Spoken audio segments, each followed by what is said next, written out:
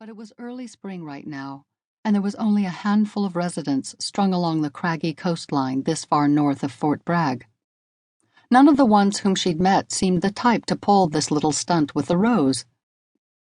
"You're going soft in the brain, Kim," she lectured herself as she filled a tea kettle and set it on the stove. "It's got to be someone's crazy idea of a joke." Once again, Cavenaugh's image flashed through her mind. She couldn't help wondering about the woman who had answered his phone. It could have been any one of his relatives or someone who worked on the estate. The Cavenaugh winery undoubtedly employed several people.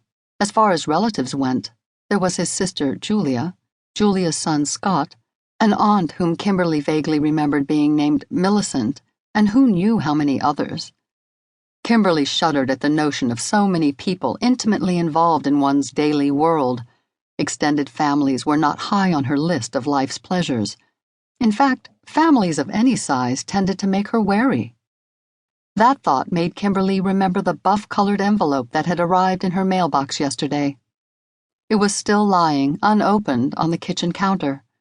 That envelope wasn't the first she had received, bearing the discreet address of a Los Angeles law firm. After opening the first several months ago, Kimberly had determined not to open any more.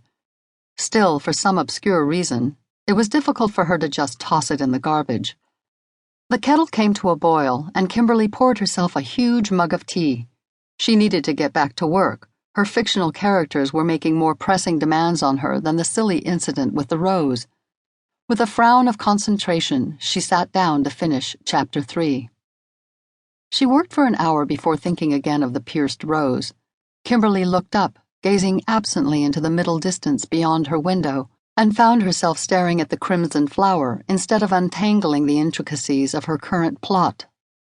That needle had been placed inside the petals deliberately. There was no point telling herself it had happened accidentally, and no mere accident had brought the flower to her doorstep. A spark of sunlight glinted on the needle, illuminating it harshly. Then one of the storm clouds rolling in from the ocean blotted out the brief ray of light. The steel needle continued to gleam dully. She ought to throw the rose in the garbage along with that letter from the lawyer, Kimberly told herself uneasily. But the unanswered questions surrounding the rose's presence on her doorstep seemed to make it impossible to just dismiss the incident.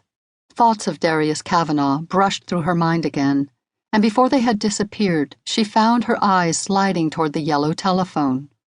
Without stopping to think, she picked up the receiver, dialing the number on the small card quickly, as though something beyond her own will drove her to do so. "This is ridiculous," Kimberly muttered as she listened to the phone ringing, 100 miles away on the estate in the Napa Valley. She took a deep breath and hurriedly disconnected herself before anyone could pick up the receiver. But all afternoon, as the storm began to gather itself out at sea for the assault on the coast, Kimberly's thoughts kept ricocheting back and forth between the rose on her windowsill and the image of Darius Cavenaugh. Twice more she found herself reaching for the phone as though an outside force were prompting her. Twice more she slammed the receiver back into the cradle with an exclamation of disgust. She could not call Cavenaugh, not over something as trivial as this damned rose business. Chapter 3 grudgingly ended shortly before 5 o'clock. With a feeling of relief, Kimberly covered the typewriter. It had been terribly difficult to keep her mind on her work. Outside, the sky was already quite dark, and the wind was beginning to howl demandingly around the small beachfront cottage. Turning on a few more lights to ward off the pressing storm-driven darkness, Kimberly built a small fire on the old stone hearth. It was not uncommon for the electricity to go off during a storm, and she didn't want to find herself without heat or light later on this evening. A feeling of tension, real restless uneasiness began to work on her nervous system as she lit the fire and went into the kitchen to see about dinner. Long accustomed to eating alone, Kimberly normally viewed the prospect with a certain quiet pleasure. She poured herself a glass of Cavenaugh Merlot wine and sipped it slowly as she prepared a baked potato and a green salad. This evening would be a good time to finish that wonderfully trashy adventure novel she had started reading last night. As usual, she set a neat table for herself,